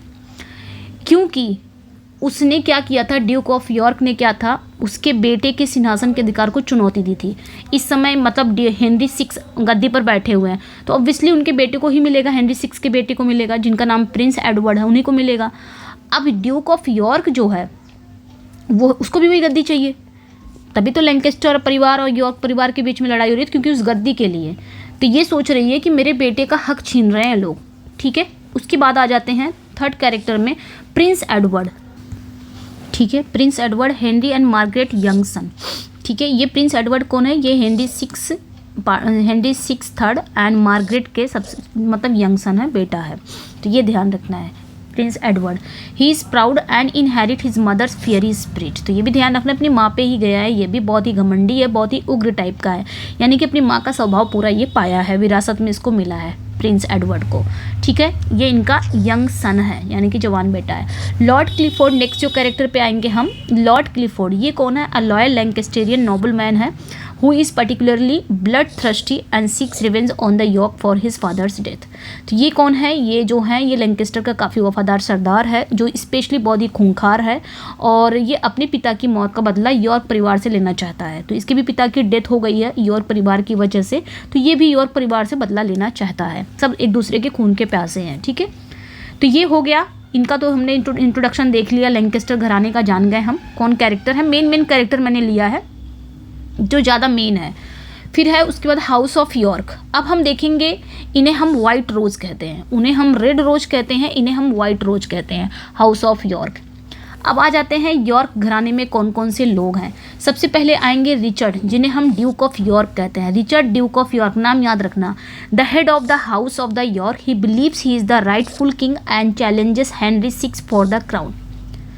मतलब ये कौन है? ये रिचर्ड ड्यूक ऑफ यॉर्क है, यॉर्क घराने का मुखिया है और ये मानता है कि वही असली राजा, मतलब यही असली राजा है। और हेनरी VI को ताज के लिए ये चुनौती देता है कि इंग्लैंड का जहाँ पे वो बैठा गद्दी पर, वो उसका असली हकदार मैं हूँ, मतलब मैं असली राजा हूँ। ये रिचर्ड ड्यूक ऑफ यॉर्क का कहना है। ठीक है, उसके बाद दूसरे नंबर पे आ जाएंगे एडवर्ड अर्ल ऑफ मार्च। ये कौन है? ये यॉर्क का सबसे बड़ा बेटा है। इनको याद रखना, इसलिए मैं बार बार इस पे पॉइंट कर रही हूँ। कैरेक्टर को ज़रूर ध्यान रखना। कैरेक्टर पूछ सकता है, अदरवाइज इतना फिर उसमें नहीं आ सकते आपके टीजीटी में कि यहाँ से क्वेश्चन उठा के। हाँ, कैरेक्टर ज़रूर पूछ सकता है और ये हो सकता है कोटेशन वगैरह पूछ ले। ठीक है, ज़्यादा से ज़्यादा। वैसे पता नहीं अब आने वाला पेपर कैसा होगा कैसा नहीं, क्योंकि बहुत सारे चेंजेस आ रहे हैं, तो हमें हर चीज़ से तैयार रहना है, चाहे कहीं से भी हो। अब शेक्सपियर के 37 प्लेज हैं, तो 37 प्लेज हमको पढ़ने हैं ना। 37 प्लेज के सारे कैरेक्टर जानने हैं, 37 प्लेज के सारे कोट्स जानने हैं, पता नहीं कहाँ से क्वेश्चन बन जाए। ठीक है, चलिए। एडवर्ड अर्ल ऑफ मार्च, ये कौन है? ये यॉर्क का सबसे बड़ा बेटा है। अच्छा, इसके भी बेटे का प्रिंस एडवर्ड है, नाम है। हेनरी और मार्गरेट के बेटे का भी नाम प्रिंस एडवर्ड है, प्रिंस एडवर्ड। और इसके बेटे का नाम है only Edward earl of March. ये ध्यान रखना, ये यॉर्क का सबसे बड़ा बेटा है। He is handsome, charming and skilled warrior. ये काफ़ी हैंडसम है, चार्मिंग है और एक स्किल्ड वॉरियर है, कुशल योद्धा है। He become king Edward IV। ये बाद में ना यही किंग एडवर्ड IV भी यही बनता है। कौन? Edward earl of March. बाद में एडवर्ड IV यही बनता है बाद में। ठीक है, नेक्स्ट पे आएंगे जॉर्ज ड्यूक ऑफ क्लेरेंस। ये कौन है? ये यॉर्क का एम्बिशियस एंड अनरिलायबल मिडिल सन है, मझला बेटा है। मतलब 3-4 बेटे रहते हैं इसके, यॉर्क के। एक तो ये रहता है अर्ल एडवर्ड रहता है, दूसरा ये जॉर्ज रहता है, तीसरा रिचर्ड रहता है, एक और रटलैंड नाम का रहता है, वो सबसे यंगेस्ट बेटा रहता है शायद। ठीक है, तो 4 बेटे रहते हैं इसके, ये ध्यान रखना है। ठीक है, एंड यहाँ तक हो गया। जॉर्ज, ये जो जॉर्ज है ड्यूक ऑफ क्लेरेंस हैं, ये यॉर्क का सबसे एम्बिशियस और अनरिलायबल मझला बेटा है। बहुत ही एम्बिशियस है ये और अनरिलायबल, मतलब विश्वास करने लायक नहीं है। हाँ, मिडिल बेटा है, मझला बेटा। और सबसे छोटा बेटा जो है रिचर्ड ड्यूक ऑफ ग्लॉसेस्टर, ये यॉर्क का सबसे यंगेस्ट सन है, ये ध्यान रखना है। सबसे छोटा है। He is physically deformed, portrayed by the hunchback. और ये शारीरिक रूप से थोड़ा सा डिफॉर्म्ड है, यानी कि इसको एक कुबड़ा निकला हुआ है, कुबड़ा दिखाया गया है कि इसको एक कुबड़ा निकला हुआ है। बहरहाल ये काफ़ी, उसके बावजूद ये काफ़ी ब्रिलियंट है, काफ़ी मैनिपुलेटिव है एंड मर्डरसली एम्बिशियस है, यानी कि ये इतना ज़्यादा महत्वाकांक्षी है। मैकबेथ का बाप है ये, समझ लो। मैकबेथ तो फिर भी अपनी बीवी को छोड़ दिया है ना, अपनी बीवी को, लेकिन इसे तो किसी को नहीं छोड़ेगा गद्दी पाने के लिए। इतना ज़्यादा एम्बिशियस है ये, इतना ज़्यादा एम्बिशियस है कि ये मर्डर तक कर लेगा। He eventually becomes King Richard III। Last में ये क्या बनता है? यही किंग रिचर्ड III ही बनता है, यही रिचर्ड ड्यूक ऑफ ग्लॉसेस्टर, यही लास्ट में रिचर्ड III यही बनता है। इसी की कहानी हम इसके बाद पढ़ने वाले हैं। ठीक है, तो ये हो गया। और भी अदर फिगर हैं जैसे कि अर्ल ऑफ वॉरविक हैं, और भी अदर कैरेक्टर हैं जैसे कि अर्ल ऑफ वॉरविक है। ये कौन है? जिन्हें हम द किंग मेकर के नाम से जानते हैं प्ले में। ठीक है, ये ध्यान रखना, किंग मेकर मतलब राजा बनाने वाला काम यही करता है। ठीक है, he is the most powerful noble man in England. ये इंग्लैंड में सबसे मोस्ट पावरफुल नोबल मैन है, यानी कि सामंत है। He first support the house of York but later switches sided but pride and anger. सबसे पहले तो ये हाउस ऑफ यॉर्क घराने का सपोर्ट करता था, लेकिन बाद में ये अपना पाला बदल लेता है क्योंकि गुस्से के कारण। कहानी में हम पढ़ेंगे क्यों ये अपना पाला बदल लेता है। पहले इन लोग के साथ रहता है, बाद में ये लैंकेस्टर परिवार में चला जाता है। खैर, आगे चलेंगे। नेक्स्ट जो है किंग लुई। किंग लुई कौन है? ये कनिंग किंग ऑफ फ्रांस है। ठीक है, ये फ्रांस का एक चालाक राजा है। वो offered aid to queen Margaret, जो रानी मार्गरेट की सहायता भी प्रदान करता है, यानी कि उसकी सहायता भी करता है। तो किंग लुई, तो ये ध्यान रखना। अब आ जाते हैं हम कहानी पे, तो हम देख लेते हैं एक्ट 1 से एक्ट 5 तक। जल्दी कहानी देख लेते हैं, ज़्यादा बड़ी कहानी भी नहीं है। तो समझ में आ गया ना? लैंकेस्टर परिवार का मैंने बताया, लैंकेस्टर परिवार और यॉर्क परिवार के बीच में ही एक बस लड़ाई हो रही है, वॉर्स ऑफ रोजेस जिसे कहा जाता है। और वो लड़ाई वो किस लिए कर रहे हैं, बस वही गद्दी पाना है दोनों लोग को। खैर आगे आते हैं, चलिए एक्ट 1 में देखेंगे the crown promised and a father lost. Act 1 में हम क्या देखेंगे, एक ताज का वादा होता है, एक पिता की मौत होती है एक्ट 1 में। कैसे? The play opens with the Duke of York and his sons storming the throne room and physically taking the throne. The weak king Henry VI arrives and to avoid more bloodshed makes a tribal deal. He can remain king until he dies, but then the crown will pass to York and his sons, disinheriting his own son Prince Edward. Queen Margaret is furious that her son has been cast aside. She raises her own army to fight for her son's right. इतना देख लेते हैं पहले क्या है। देखिए play जो कैसे शुरू होता है, प्ले की शुरुआत ना ड्यूक ऑफ यॉर्क होते हैं और उनके बेटों से होता है। ये लोग बैठे रहते हैं, ड्यूक ऑफ यॉर्क, उनके जो तीनों बेटे हैं, जो मैंने बताया, एडवर्ड और जॉर्ज और रिचर्ड, ठीक है। बाद में एडवर्ड 4 वही बनता है, बाद में ये रिचर्ड 3rd बनता है, सबसे छोटा वाला। तो यहाँ पे हम देखेंगे कि ड्यूक ऑफ यॉर्क और उनके बेटों के बीच में बातचीत हो रही है, यहीं से प्ले स्टार्ट होता है। और ये लोग ना बातचीत क्या कर रहे हैं कि हमें कैसे किसी भी तरह से थ्रोन पर क्या करना है, धावा बोलना है, यानी कि गद्दी पर धावा बोल देते हैं और सिंहासन पर कब्जा कर लेते हैं। ये लोग बात करते हैं और कहते हैं कि हम कब्जा कर लेंगे। प्ले इसी के साथ शुरू होता है, मतलब ये लोग कब्जा कर लेते हैं उस गद्दी पर, सिंहासन पर धावा बोल देते हैं और कब्जा कर लेते हैं, ठीक है। फिर उसके बाद क्या होता है, ये जो किंग हेनरी VI हैं ये काफ़ी कमज़ोर हैं, है ना। किंग हेनरी VI वहाँ पहुँचते हैं तो वो और खून खराबा रोकने के लिए वो भयानक समझौता कर लेते हैं। उनको लगता है कि खून खराबा होगा, मैं मांगूंगा गद्दी, ये लोग कब्जा कर लिए हैं तो कहीं खून खराबा, और जो कि उनको डर लगता है, युद्ध से नफरत है इनको, तो यहाँ पे ये एक समझौता करते हैं। समझौता ये करते हैं कि वो अपनी, ठीक है अभी मत बनो, जब तक मेरी डेथ नहीं हो जा रही है तब तक मुझे बने रहने दो, मेरी डेथ जब हो जाएगी तो तुम बन जाना। किसको कहते हैं? यॉर्क को। लेकिन उसके बाद ताज है वो यॉर्क और उसके बेटे को मिलेगा। यहाँ पे एक समझौता ये ही करते हैं, हेनरी VI समझौता क्या करते हैं यॉर्क और उसके बेटों से, कि जब तक मैं जिंदा हूँ तब तक मैं गद्दी पर रहूँगा, मैं मर जाऊँगा उसके बाद तुम गद्दी ले लेना या तुम्हारे बेटे जिसको भी मिले। तो इस समझौते से हेनरी अपने ही बेटे प्रिंस एडवर्ड का इनहेरिटेड से हटा देते हैं, मतलब उत्तराधिकारी से हटा देते हैं। यही तो हुआ ना, यही समझौता वो कर रहे हैं उससे, यॉर्क के बेटों से, कि जब तक मैं जिंदा हूँ तब तक रहने दो और जब मैं मर जाऊँगा तब गद्दी तुम लोग ले लेना। इसका मतलब वो अपने बेटे का हक छिनवा दे रही है, यही तो। तो यहाँ पे यही हुआ कि प्रिंस एडवर्ड का उन्होंने क्या कर दिया है,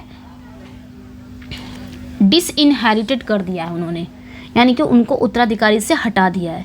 अब ये सब सुनकर रानी मार्गरेट गुस्से से आग बबूला हो जाती है। सब सुनती हैं वो कि ऐसा ऐसा समझौता हुआ है, तो वो गुस्से से आग बबूला हो जाती है कि उसके बेटे का हक छीन लिया गया है, मतलब मेरे बेटे को कुछ मिलेगा ही नहीं। किंग हेनरी VI की डेथ हो जाएगी, उसके बाद सारा राजपाट उन्हें मिल जाएगा, तो मेरे बेटे को क्या मिलेगा। तो ये काफ़ी गुस्सा हो जाती है, ठीक है, कि मेरे बेटे का हक छीन लिया गया है। तो वो अपने बेटे के अधिकार के लिए लड़ने के लिए अपनी खुद की सेना खड़ी करती है। अब ये तो डरपोक रहा है, किंग हेनरी VI तो डरपोक ही है, तो ये खुद ही सेना इकट्ठा करती है कि मैं अपने बेटे का हक इस तरह आसानी से तो किसी को नहीं दूंगी। तो ये क्या करती है क्वीन मार्गरेट, बस लड़ने के लिए, अपने बेटे के अधिकार के लिए लड़ने के लिए अपनी खुद की सेना खड़ी करती है। तो सबसे पहले लड़ाई होती है at the battle of Wakefield. The Lancastrian forces win major victory. They capture the Duke of York, mock him with a paper crown and then brutally kill him. They also murder his young son Rutland. The act end with the house of York devastated and leaderless. फिर क्या होता है कि ये अपनी team तैयार करती है, अपने फ्रांस से बुलाती है, फ्रांस की तो रहती है, फ्रांस से भी मदद लेती है, काफ़ी टीम तैयार कर लेती है। तो फिर उसके बाद इन लोग की लड़ाई होती है, यानी कि यॉर्क और इनकी मार्गरेट की सेना लड़ती है। कहाँ पे? एट बैटल ऑफ वेकफील्ड में। तो वेकफील्ड जो युद्ध क्षेत्र है वहाँ पे लड़ाई होती है और लैंकेस्टर की सेना एक बड़ी जीत हासिल करती है। लैंकेस्टर की जो सेना यानी कि मार्गरेट, इसकी जो सेना है एक बड़ी जीत हासिल कर लेती है। और ये लोग क्या करते हैं, जो ड्यूक ऑफ यॉर्क है यानी कि रिचर्ड ड्यूक ऑफ यॉर्क, उसको पकड़ लेते हैं और उसका ना क्या करते हैं, कागज़ का ताज पहनाकर इसका मजाक उड़ाते हैं। यानी कि तीनों बेटे का जो बाप रहता है, रिचर्ड ड्यूक ऑफ यॉर्क, जो मालिक रहता है, यॉर्क परिवार का जो मालिक होता है, उसको पकड़ लेते हैं। तो उसको पकड़ के क्या करते हैं ये लोग, कागज़ का ताज बनाकर उसका मजाक बनाते हैं और उसके बाद इसको बड़ी ही बेरहमी से इसको मार देते हैं। उसका दे ऑल्सो मर्डर हिज यंग सन, और इसके सबसे छोटे बेटे को भी मार देते हैं, रटलैंड को भी मार देते हैं ये लोग। यॉर्क के सबसे जो छोटे बेटे हैं रटलैंड को भी ये लोग मार डालते हैं। फिर उसके बाद एक्ट फर्स्ट जो है ना, एक्ट फर्स्ट वो यॉर्क घराने की पूरी तरह से टूटने और बिना किसी नेता के रह जाने पर समाप्त हो जाता है। यानी कि उसके फादर की डेथ हो जा रही है ना, जॉर्ज, एडवर्ड और रिचर्ड, तो वो तीनों बेटे रहते हैं, उन्हीं के फादर की डेथ हो जाती है, रिचर्ड ड्यूक ऑफ यॉर्क की डेथ हो जाती है, और उसके भाई की भी डेथ हो जाती है, रटलैंड की भी। तो अब यहाँ पे पहला एक्ट यहाँ पे एंड हो जाता है, यॉर्क घराने की यहाँ पे बुरी तरह से हार होती है। फिर एक्ट 2 में हम क्या देखेंगे, a son's revenge and new king. अब ऑब्वियसली फादर की डेथ हो गई है, यॉर्क परिवार की डेथ हो गई है, तो ऑब्वियसली तीनों बेटे अब बदला लेंगे कि मेरे फादर की डेथ हो गई है, अब क्या करेंगे। तो तीनों जो एक्ट 2 में ना तीनों बेटे अब बदला लेने का सोचते हैं। The Duke of York son Edward, George and Richard, ये तीनों बेटे बचे रहते हैं, बाकी तो फादर की डेथ हो गई है, रिचर्ड ड्यूक ऑफ यॉर्क की। अब ड्यूक के ये तीनों बेटे हैं, एडवर्ड, जॉर्ज और Richard, are enraged by their father murder and now revenge led by the capable Edward and the powerful Earl of Warwick. The Yorkist army meets the Lancasterian at the Battle of Towton. फिर झगड़ा होता है, फिर लड़ाई होती है battle of टाउटन में। उसके बाद क्या होता है, एक्ट 2 में हम देखेंगे कि ड्यूक ऑफ यॉर्क के जो तीनों बेटे हैं, एडवर्ड, जॉर्ज और रिचर्ड, वो अपने पिता के मर्डर से बहुत ज़्यादा गुस्सा हो जाते हैं और बदला लेने की कसम खाते हैं कि हम बदला लेंगे ज़रूर, कि उन्होंने मेरे पिता को मारा है, लैंकेस्टर परिवारों ने। तो ये जो सबसे बड़ा बेटा रहता है, बहुत काबिल बेटा रहता है ये एडवर्ड, ठीक है, बहुत ही शक्तिशाली होता है। तो ये बेचारा कहाँ जाता है, ये जाता है एडवर्ड, अर्ल ऑफ वारविक के पास, कि चलो हम लोग एक सेना तैयार करते हैं और फिर हमें लड़ना है, मुझे अपने फादर की डेथ का बदला लेना है। तो ये जाता है उसके पास, एडवर्ड जाता है किसके पास, इसके पास, अर्ल ऑफ वॉरविक के लीड में, अर्ल ऑफ वॉरविक के लीड में यॉर्क की सेना, ठीक है, टाउटन यानी कि बैटल ऑफ टाउटन में लैंकेस्टर की सेना से भिड़ती है। फिर एक बार इन लोग के झगड़ा होता है लैंकेस्टर परिवार से और यॉर्क परिवार से, फिर से झगड़ा होता है, और ये अब की बार कहाँ होता है, टाउटन युद्ध क्षेत्र में होता है, दोनों की लड़ाई होती है, यानी कि यॉर्क की सेना और लैंकेस्टर की सेना दोनों भिड़ जाती है। लेकिन इस बार पाला थोड़ा सा बदल जाता है, इस बार किसकी सेना जीतती है, इस बार यॉर्क की सेना जीतती है। It's the bloodiest battle in English history and the Yorks win the decisive victory. देखिए यहाँ पे हुआ ना, ये इंग्लैंड की सबसे इतिहास की है, इंग्लैंड के इतिहास की सबसे खूनी लड़ाई थी बैटल ऑफ टाउटन। बैटल ऑफ टाउटन में जब जो लड़ाई लड़ी गई लैंकेस्टर परिवार और यॉर्क परिवार के बीच में, सबसे खूनी लड़ाई थी ये, और इसमें जीत किसकी हासिल हुई, इसमें यॉर्क की सेना ने जीत हासिल किया, पासा फिर से पलट गया। After the battle Edward is crowned king Edward 4 in London, और इस लड़ाई के बाद एडवर्ड को लंदन में राजा एडवर्ड 4 के घोषित कर दिया, यानी कि लंदन का ये राजा एडवर्ड 4 बन गया इस लड़ाई के बाद, बैटल ऑफ टाउटन के बाद। समझ में आया। The former king Henry 6 is captured while wandering alone in the north and in prison in the tower of London. The Yorks are now in complete control. अब क्या होता है, पासा फिर से किसके बीच में आ गया, पासा किसके हाथ में आ गया, एक मिनट, पासा किसके हाथ में आ गया, फिर से यॉर्क परिवार के हाथ में आ गया। यॉर्क परिवार का जो सबसे बड़ा बेटा है एडवर्ड, वो जीत गया बैटल ऑफ टाउटन में, वो जीत गया और उसे बना दिया गया किंग एडवर्ड 4 बना दिया गया। अब जो बेचारे किंग हेनरी 6 थे, इनको कैप्चर कर लिया जाता है, ठीक है, इनको क्या कर लिया जाता है, पकड़ लिया जाता है, और लंदन के एक टावर में इनको कैद कर लिया जाता है। अब यॉर्क घराना पूरी तरह से कंट्रोल में था, ठीक है, तो ये ध्यान रखना है। एक्ट 3 में क्या होता है, a king's marriage and friend's betrayal. अब एक्ट 3 में जो एडवर्ड 4 बना हुआ है इस समय इंग्लैंड का राजा, मतलब इसमें जो एडवर्ड 4 बना हुआ है, बन गया है टाउटन की लड़ाई के बाद, अब उसकी शादी दिखाया जाता है एक्ट 3 में। क्या होता है कि जो उसका जिसके लीड में लोग मतलब लड़ाई उड़ाई किए थे, एडवर्ड इसी के लीड में किया था ना, वॉरविक के लीड में, वॉरविक के लीड में ही किया था। तो वॉरविक की सेना सब लोग करके तब वहाँ पे जाके लड़ाई किए थे लैंकेस्टर से, हालांकि लोग जीत गए, एडवर्ड 4 गद्दी पर बैठ भी गया। तो अब ये क्या होता है, तो अब ये शादी का प्रस्ताव रखता है कौन, Warwick now known as the king maker. Warwick का नाम अब पड़ गया किंग मेकर, राजा बनाने वाला। ऑब्वियसली इसी के लीड में एडवर्ड की जीत हुई, उसको एडवर्ड 4 बना दिया गया, तो इसका नाम क्या पड़ गया, द किंग मेकर, राजा बनाने के नाम से इसको जाना जाने लगा। फिर क्या हुआ, travels to France the arrange to politically powerful marriage for king Edward 4 with a French princess. His alliance would secure Edward's throne. However, while Warwick is away, an impulsive Edward falls in love with and secretly marries English widow Lady Grey. When the news reaches France, Warwick is publicly humiliated, feeling betrayed, and his pride and wounded Warwick suicided. इतना देख लेते हैं पहले। फिर क्या होता है act third में, वॉरविक को अब क्या कमजोर, जब ये मतलब ये जो लड़ाई हुई बैटल ऑफ टाउटन के बाद, वॉरविक का नाम पड़ गया किंग मेकर कि तुम तो मतलब तुम राजा बना सकते, तुम्हारी लीड कितनी अच्छी है। उसके बाद क्या होता है, अब ये कहता है जो मतलब वॉरविक इससे कहता है एडवर्ड फोर से कि अब तुम्हारी शादी होगी, और शादी जो तुम्हारी होगी ना किससे होगी, फ्रेंच प्रिंसेस से होगी, फ्रांस की राजकुमारी से होगी। और जो अगर तुमने फ्रांस की राजकुमारी से शादी कर लिया तो ये हमारे लिए काफ़ी फ़ायदा होगा, क्योंकि एक पॉलिटिकल रूप से शक्तिशाली शादी की व्यवस्था करने के लिए फ्रांस जाता है। वो कहता है कि बहुत ही फ़ायदा होगा, ये जो गठबंधन होगा ना ये एडवर्ड के सिंहासन को सुरक्षित कर देगा। अगर तुम फ्रेंच प्रिंसेस से शादी कर लोगे फ्रांस की राजकुमारी के साथ पॉलिटिकली, तो समझ लो पॉलिटिकली तो वैसे तो शादी अच्छे से हो जाएगी, लेकिन पॉलिटिकली भी, राजनीतिक रूप से भी तुम्हारा जो गद्दी है वो भी सुरक्षित हो जाएगा। ये समझाता है वॉरविक किसको, एडवर्ड फोर को। उसके बाद कहता है मैं जा रहा हूँ तुम्हारा रिश्ता लेके, कहाँ पे, यहाँ पे फ्रांस जा रहा हूँ उसी राजकुमारी के लिए। और जैसे ही वॉरविक चला जाता है, वॉरविक दूर हो जाता है, इधर एडवर्ड फोर ना किसी के प्यार में पड़ जाता है बिना सोचे समझे। एडवर्ड एक इंग्लिश विडो रहती है जिसका नाम लेडी ग्रे रहता है, ये ध्यान रखना, इसी से शादी कर लेता है। उधर ये बेचारा गया है शादी का प्रपोजल लेके, कहाँ पे, फ्रांस गया है, फ्रांस की राजकुमारी के पास। और इधर जो एडवर्ड फोर है वो एक इंग्लिश विडो के चक्कर में पड़ जाता है, उसके प्यार में पड़ जाता है और इससे सीक्रेटली शादी कर लेता है, ठीक है। लेकिन जब ये खबर फ्रांस तक पहुंचती है कि एडवर्ड ने शादी कर लिया है, तो वॉरविक को क्या किया जाता है, वॉरविक तो लेके गया है बेचारा, वो तो प्रपोजल लेके गया था, लेकिन जब ये खबर फ्रांस पहुंचती है तो वॉरविक को सरेआम बेइज्जत किया जाता है।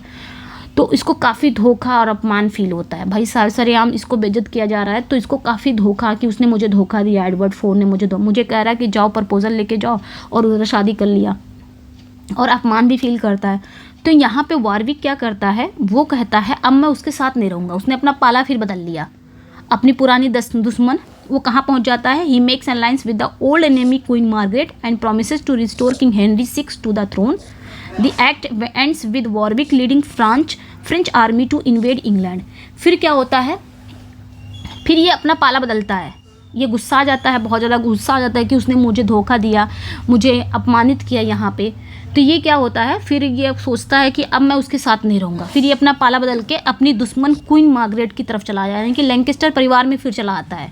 ये पाला बदलता रहता है वॉरविक, कभी इसके साथ कभी उसके साथ। अब ये क्या, उसी गुस्से से ये किसकी तरफ चला आया, अरे इसके साथ लैंकेस्टर परिवार के पास चला आया, कौन, वॉरविक। तो ये ध्यान रखना। और यहाँ जब आता है क्वीन मार्गरेट से फिर मिल जाता है और प्रॉमिस करता है कि किंग हेनरी को मैं छुड़वाऊंगा। किंग हेनरी वो टावर में कैद है ना, वो लोग टावर में कैद किए हैं, मुझे पता है, मैं छुड़वाऊंगा उनको। यहाँ पे ये मार्गरेट से वादा करता है, कौन, वॉरविक। ये अपना पासा फिर से पलट देता है, ये ध्यान रखना है, ठीक है। तो यहाँ पे जो हम एक्ट थर्ड जो देखेंगे ना, एक्ट थर्ड जो है वॉरविक के लीड में एक फ्रांसीसी सेना की इंग्लैंड पर आक्रमण की तैयारी के साथ समाप्त हो जाता है एक्ट थर्ड। अब वॉरविक किसके साथ है, अब इसके साथ है, लैंकेस्टर परिवार के साथ है। अब ये सोचता है कि मैं तुम लोग के, चलो फिर से हम लड़ाई करेंगे, किसके, उसी से, एडवर्ड से, और लड़ाई करके फिर हम क्या करेंगे, उसको हेनरी III को हम वापस लाएंगे। वो कहाँ पे बंधा हुआ है मुझे पता है, मैं छुड़वा के लेके आऊँगा। फिर से ये लोग सेना इकट्ठा करते हैं, लेकिन इस बार वॉरविक किसकी तरफ है, लैंकेस्टर परिवार की तरफ है। तो ये ध्यान रखना है। एक्ट 4 में क्या होता है, द टेबल टर्न अगेन, है ना, मतलब पासा फिर पलटता है। एक्ट 4 में क्या होता है कि वॉरविक इन्वेशन इज सक्सेसफुल, वॉरविक का जो आक्रमण होता है वो सफल हो जाता है। ये फिर से आक्रमण कर देता है किस पे, अब ये लैंकेस्टर परिवार के साथ मिलकर यॉर्क परिवार पे आक्रमण करवाता है, कौन, वॉरविक। अब पहले तो इसके साथ था, लेकिन अब इसके साथ हो गया, और ये जो आक्रमण होता है ये सफल भी हो जाता है। He capture king Edward IV and frees Henry VI from the tower, placing him back to the throne. King Henry who never wanted to rule makes Warwick the Lord Protector to govern the country। अब क्या करता है, ये सफल तो हो जाता है, इस पे हमला कर देते हैं एडवर्ड IV पे, और ये लोग क्या कर देते हैं, एडवर्ड IV को पकड़ लेते हैं और हेनरी VIII को टावर से आज़ाद कराकर वापस गद्दी पर बैठा देते हैं, हेनरी VIII को फिर से, ठीक है। और जब हेनरी VIII गद्दी पर बैठ जाता है तो देखता है इतना अच्छा ये काम किया है वारविक, मेरे लिए इतना अच्छा काम किया, तो इसको क्या बना देते हैं, लॉर्ड प्रोटेक्टर बना देते हैं, अपॉइंट कर देते हैं इसको, किसको, वारविक को। तो ये ध्यान रखना है। मतलब हेनरी जो 6 है वो कभी शासन नहीं करना चाहता था, देश पर शासन करने के लिए वॉरिक को वो क्या कर देता है, वॉरविक को लॉर्ड प्रोटेक्टर बना देता है, यानी कि शासक बना देता है। However, Edward IV's brother Richard and George help him escape from captivity। हालांकि जो एडवर्ड के जो भाई हैं, जो रिचर्ड हैं और जॉर्ज, ये दोनों भाई थे ना एडवर्ड के, वो इसको तो बंधक बना लेते हैं, एडवर्ड को बंधक बना लेते हैं। अब एडवर्ड IV को बंधक बना लिया गया है, तो ये लोग, इसके जो भाई हैं रिचर्ड और जॉर्ज, ये इसको छुड़ाने में मदद करते हैं, ठीक है, उसको कैद से भगाने में यही लोग मदद करते हैं। He flees to Europe together a new army. अभी तीनों भाई मिल के, ये छूट जाता है एडवर्ड, ये दोनों भाई छुड़ा देते हैं इसको, और तीनों भाई मिल के लोग कहाँ भाग जाते हैं, यूरोप भाग जाते हैं। किस लिए भाग जाते हैं, एक नई सेना इकट्ठा करने के लिए यूरोप भाग जाते हैं, ठीक है। तो ये ध्यान रखना है। The balance of power has shifted dramatically and England braces another round of war. फिर क्या होता है, सत्ता का जो बैलेंस है वो ड्रामेटिक रूप से बदल जाता है और इंग्लैंड एक और युद्ध के लिए तैयार हो जाता है। मतलब फिर से बैलेंस बिगड़ रहा है, फिर से युद्ध हो रहा है, फिर उस गद्दी को पाने के लिए फिर से युद्ध हो रहा है। तो एक्ट लास्ट में हम देखेंगे एक्ट 5 में final victory and the villains rise. Sorry, last act में हम देखेंगे, अभी तो वो बना हुआ है, हेनरी 6 वापस से बन गया ना, लेकिन लास्ट में देखेंगे king Edward return to England and with his army to final battles decide the war. फिर आ जाता है कौन, एडवर्ड IV फिर से आ जाता है एक नई सेना के साथ, वो इंग्लैंड लौटता है और 2 लड़ाई में युद्ध का फैसला हो जाता है। तो पहली लड़ाई होती है at the battle of Barnet की युद्ध में, मतलब बार्नेट की लड़ाई होती है। The Yorkist defeat Warwick's army and Warwick the king maker is killed. अब क्या होता है कि बैटल ऑफ बार्नेट में फिर से लड़ाई होती है लैंकेस्टर परिवार और यॉर्क परिवार के बीच में, जिसमें वॉरविक भी उनके साथ रहता है, लैंकेस्टर के साथ। तो इसमें क्या होता है, जो यॉरिक्स यानी कि यॉर्क की जो सेना है वो वॉरविक सेना को हरा देती हैं और वॉरविक को मार दिया जाता है, वॉरविक किंग मेकर को मार दिया जाता है। फिर दूसरी लड़ाई होती है एट द बैटल ऑफ ट्विक्सबरी। यही 2 लड़ाई से एकदम मामला क्लियर हो जाता है कि गद्दी कौन लेगा। तो ट्यूक्सबरी फिर एक लड़ाई होती है, the remaining Lancastrian army is destroy, queen Margaret is captured and her son prince Edward is killed by the 3 York brothers. जब ये लड़ाई होती है, ट्यूक्सबरी की जब लड़ाई होती है, तो जो बची हुई लैंकेस्टर सेना है वो भी डिस्ट्रॉय कर दी जाती है। ट्यूक्सबरी में जो बची हुई जो लैंकेस्टर सेना है उसको भी ख़त्म कर दिया जाता है। क्वीन मार्गरेट को पकड़ लिया जाता है और उसका जो बेटा था प्रिंस एडवर्ड को तीनों भाई मिलकर मार देते हैं, ठीक है, तीनों भाई जॉर्ज, रिचर्ड और एडवर्ड, तीनों भाई मिलके इसके बेटे को मार देते हैं, ठीक है। तो ये ध्यान रखना। With the Lancastrian line all but destroy, Richard Gloucester goes to the tower of London. उसके बाद क्या होता है कि तीनों भाई मिलके इसके बेटे को मार देते हैं। फिर जो लैंकेस्टर डायनेस्टी है, लैंकेस्टर जो वंश है वो लगभग समाप्त हो चुका था। अब रिचर्ड ग्लॉसेस्टर वो कहाँ जाता है, वो लंदन के टावर में जाता है, ठीक है, वो लंदन के टावर में जाता है। वहाँ देखता है कि he find the pious king Henry 6 at prayer and murders him in cold blood. और वहाँ पे वो देखता है कि किंग हेनरी जो 6 है वो प्रार्थना कर रहा है और उसे बड़े ही बेरहमी से उसकी भी हत्या कर देता है। कौन, Richard of Gloucester king Henry 6 को भी मार देता है। तो प्ले का अंत कैसे होता है, the play ends with king Edward IV secure on his throne but final scene belong to Richard. He delivers a chilling speech revealing his secret ambition to betray and murder his own family to become king himself, perfectly setting the stage for the next play Richard III। अब यहाँ पे क्या होता है, play कहाँ पे ख़त्म होता है, काफ़ी होता नहीं जैसे मूवी कुछ ऐसे एंडिंग करती है कि आगे क्या होगा, कुछ उसी तरह ये प्ले भी ख़त्म हुआ है। यहाँ पे प्ले का जो अंत होता है वो राजा किंग एडवर्ड IV के सिंहासन पर सुरक्षित होने के साथ होता है। मतलब ये दोबारा से फिर गद्दी पा जाता है, किंग एडवर्ड IV अपनी गद्दी पा जाता है। लेकिन लास्ट जो सीन है वो रिचर्ड का होता है, लास्ट सीन रिचर्ड का दिखाया जाता है। ये काफ़ी भयानक एक स्पीच देता है, लास्ट सीन रिचर्ड पे ख़त्म होता है। तो रिचर्ड उस समय एक भयानक स्पीच दे रहा है जिसमें वो खुद राजा बनने के लिए अपने ही फैमिली को धोखा देना और मारने की अपनी छिपी हुई एम्बिशियस का खुलासा करता है ऑडियंस को। जैसे लास्ट में मूवीज़ ख़त्म नहीं होती हैं, लास्ट में सब कुछ सही हो गया, अगर फिर पार्ट 2 आना चाहिए तो फिर कुछ ना कुछ हिंट छोड़ देगा कि हाँ इसका पार्ट 2 पक्का आएगा इस मूवी का।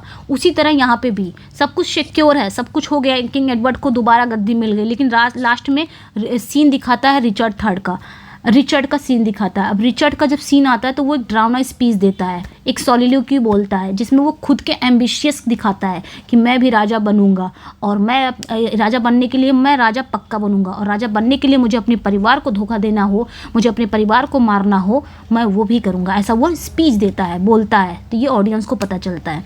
तो अगले ही प्ले यानी कि अगला जो प्ले रिचर्ड थर्ड के लिए पूरी तरह से स्टेज तैयार होता है, यानी कि अगला जो स्टोरी होगी वो रिचर्ड थर्ड की होगी। इसको भी गद्दी ही चाहिए, इसको भी थ्रोन ही चाहिए। अब थ्रोन किसके हाथ में है? इसी के भाई के हाथ में है। अब ये अपने ही भाई से कैसे गद्दी लेगा, तो वो हम रिचर्ड थर्ड में पढ़ेंगे कि अपने ही भाई से ये क्या करने वाला है कि अपने ही भाई से इसको गद्दी कर। अभी तो लड़ाई दूसरे परिवार से हो रही थी तो बराबर ये साथ दिया, लेकिन अब लड़ाई इसके भाई से होगी, क्योंकि इसके अंदर भूख है किसकी? गद्दी पाने की। और इस समय कोई दूसरा नहीं है, अब सामने इसका भाई है। तो देखते हैं अगले हम देखेंगे रिचर्ड थर्ड में कि ये कैसे गद्दी पाता है अपने ही भाई से, अपने ही परिवार से कैसे लड़ता है। ठीक है, तो ये ख़त्म हो गया है प्ले। अब कुछ यहाँ पे कोट हैं, बहुत इंपॉर्टेंट कोट हैं हेनरी सिक्स पार्ट थर्ड के। Quote from Richard Duke of Gloucester future Richard third, यही रिचर्ड थर्ड ही बनता है। ठीक है, duke of Gloucester. These are arguably the most famous quote from the play as they reveal the mind of Shakespeare greatest. तो I can smile and murder whilst I smile, ये कौन कहता है? ये रिचर्ड की सॉलिलोक्वी है, ध्यान रखना है। लास्ट में बोलता होगा ये पक्का। ठीक है, तो ये ध्यान रखना है, तो ये ध्यान रखना है। ठीक है, एक चीज़ और ध्यान रखना है कि जो एडवर्ड की वाइफ थी ना, यानी कि जिससे वो शादी कर लेता है, एडवर्ड 4 की जो वाइफ रहती है लेडी ग्रे, जो कि एक इंग्लिश विडो होती है लेडी ग्रे, ये एक बेटे को जन्म देती है। तो ये भी ध्यान रखना है, एक बेटे को जन्म देती है जो फ्यूचर किंग बनता है, एडवर्ड 5th बनता है, ये इसी का बेटा एडवर्ड 5th बनता है। तो ये भी ध्यान रखना है। ठीक है, अच्छा यहाँ पे देखेंगे ये सबसे पहले किसका कोट है, तो रिचर्ड ड्यूक ऑफ ग्लॉसेस्टर का कोट है। सबसे पहले ये कोट क्या कह रहा है देख लेते हैं। I can smile and murder whiles I smile and cry content to that which grieves my heart and wet my cheeks with artificial tear and frame my face to all occasions. तो ये Richard का ही coat है, Richard ही बोलता है। Act third scene 2 में ये line बोलता है, ये कहता है रिचर्ड एक स्पीच देता है जब वो खुद से बात कर रहा हो, सॉलिलोक्वी है ये। मैं मुस्कुरा सकता हूँ और मुस्कुराते हुए भी कत्ल कर सकता हूँ, ये कह रहा है कि मैं मुस्कुरा सकता हूँ, मुस्कुराते हुए भी कत्ल कर सकता हूँ। ठीक है, and cry content to that which grieves my heart, और जिस बात से मेरे दिल को दुख पहुँचता है तो उस पर भी मैं कंटेंट हूँ, यानी कि संतुष्ट हूँ और कह सकता हूँ। And wet my cheeks with artificial tears, और मेरे गालों को बनावटी आंसुओं से गीला कर सकता हूँ, मतलब मैं अपने गालों को बनावटी आंसुओं से गीला कर सकता हूँ। And frame my face to all occasions, और हर मौके के हिसाब से मैं अपना चेहरा बना सकता हूँ। तो ये सॉलिलोक्वी है किसकी? रिचर्ड की, जो बहुत ही भयंकर स्माइल दे रहा है और लास्ट में बता रहा है कि अब उसको भी गद्दी चाहिए, वो अपनी मिसेस बता रहा है। तो ये स्पीच है इसकी सॉलिलोक्वी है।